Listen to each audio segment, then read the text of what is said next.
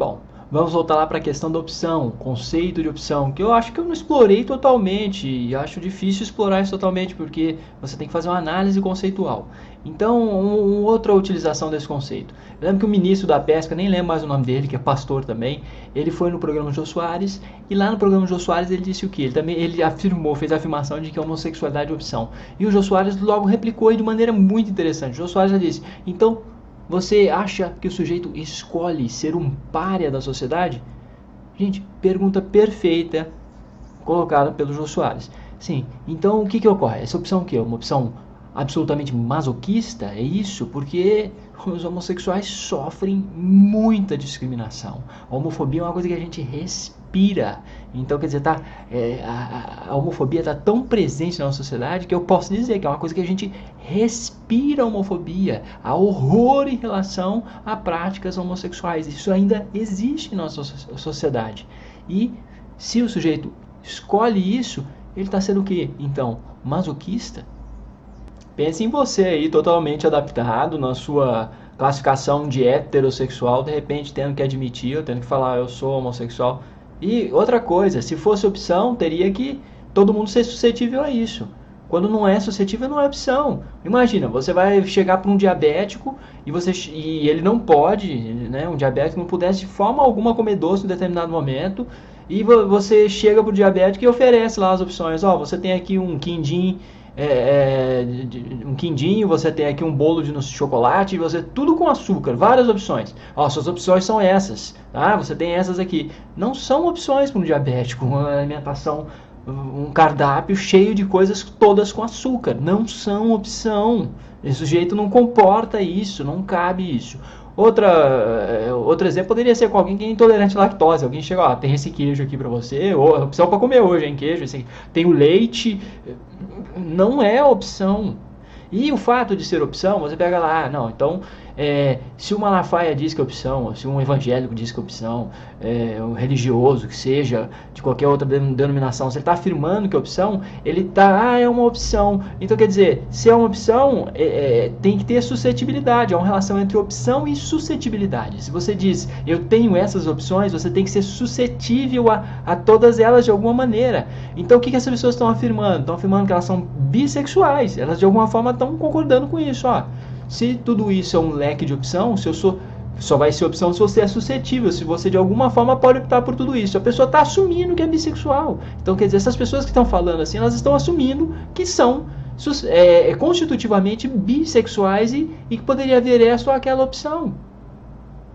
Vocês entenderam? Opção tem relação com suscetibilidade. Você só tem como opção aquilo para o qual você de alguma forma é suscetível, ou para o qual você pode exercer, para o qual você pode fazer. Então, assim, não é opção para muita gente. E que opção é essa também, né? Já falamos, então quer dizer, tanto bloqueio, tanto sofrimento, por que o sujeito optaria por isso? Aí alguns vão querer apelar até para um existencialismo sartriano, de que estamos condenados à liberdade, ou então duas pessoas sendo torturadas, uma delas se entregou e delatou os colegas e a outra não, e como é que fica? E que uma escolheu morrer sendo torturada e a outra não, ela escolheu delatar os colegas e pagar o preço por isso. Não somos consciência pura. Esse é o erro desse tipo de concepção. Não somos consciência pura. E é muito complicado a gente deixar de querer o que a gente quer. Não é fácil. A gente deixar de gostar do que a gente gosta. Para algumas coisas que são acessórias até pode ser simples. Talvez você possa ter técnicas. Eu não gosto de comer jiló. Aí você tem uma outra técnica que você pareia com coisa boa. Você vai aos pouquinhos e o sujeito aprende a gostar. Tá? Mas aí o que ocorre? É uma coisa muito simples. Não estamos falando de uma coisa que pega o espírito da pessoa, pega a constituição toda da pessoa, a personalidade inteira dela, a vida dela com várias ramificações. E isso que é uma orientação sexual. Gostar de jiló não é a mesma coisa que sentir atração por pessoas do mesmo sexo. E outra coisa, existem certos comportamentos bem simples, comportamentos reflexos, que têm uma relação grande com o que a gente sente, que não são opção. O bebê, quando nasce, não é opção ele sentir fome, não é opção ele ter o reflexo de sucção, isso não é opção. Dá lá o peito da mãe, reflexo de sucção, isso não é opção.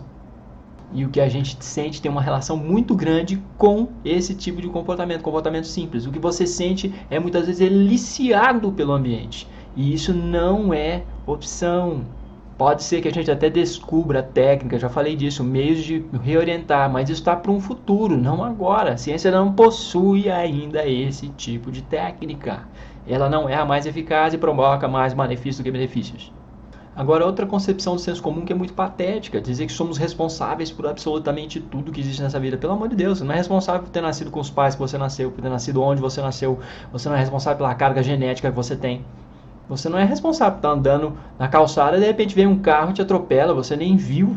Você não é responsável por ter caído um raio não sei onde, ter prejudicado as linhas de eletricidade, ter faltado luz e de repente ter causado uma série de males lá que você não teve nada a ver com isso. Nós não somos responsáveis por tudo, em nenhum sentido. Não existe isso, isso é patético, esse tipo de afirmação. Agora, se você quer trazer isso para a vida, existem responsabilidades criminais, então são questões objetivas. Então, é para você poder organizar a vida. Mas em termos existenciais, isso é patético. Em termos conceituais, somente Deus talvez seria absolutamente livre ou teria livre-arbítrio. Somente Ele, porque não teria relação com mais nada e seria tudo. Só a totalidade teria essa liberdade. Quem é tudo, se ele está em tudo lugar, então ele é livre, porque não há determinação externa. E, de certo modo, o livre-arbítrio, segundo a definição do Marcel Conte, tem a ver com o quê? Autodeterminação sem qualquer tipo de determinação externa. Isso é impossível. Então não somos consciência pura, não podemos determinar absolutamente tudo e ter essa autodeterminação absoluta. Também somos coisa, também sofremos a ação do mundo, hein? Agora, em relação à questão da responsabilidade, eu fico com a seguinte frase que eu acho muito interessante. Não somos responsáveis por absolutamente tudo, mas temos que tomar o timão da nossa história em alguma medida. Nós temos que agir.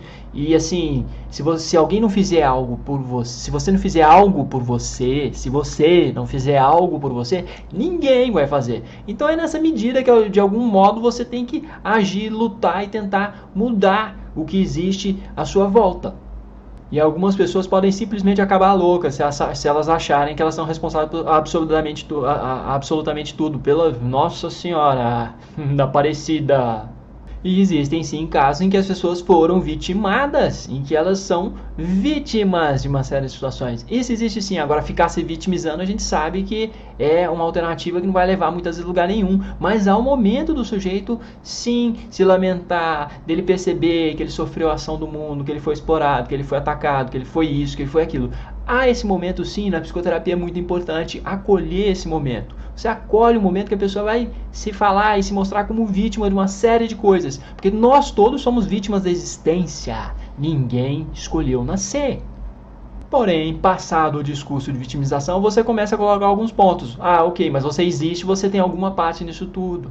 Nisso tudo do mundo, da existência. Nós temos sim alguma parte. Nós podemos, de modo geral, fazer uma coisinha aqui, outra ali. E é aí que a gente tem que tentar crescer. Onde a gente consegue algumas brechas na ausência da nossa liberdade.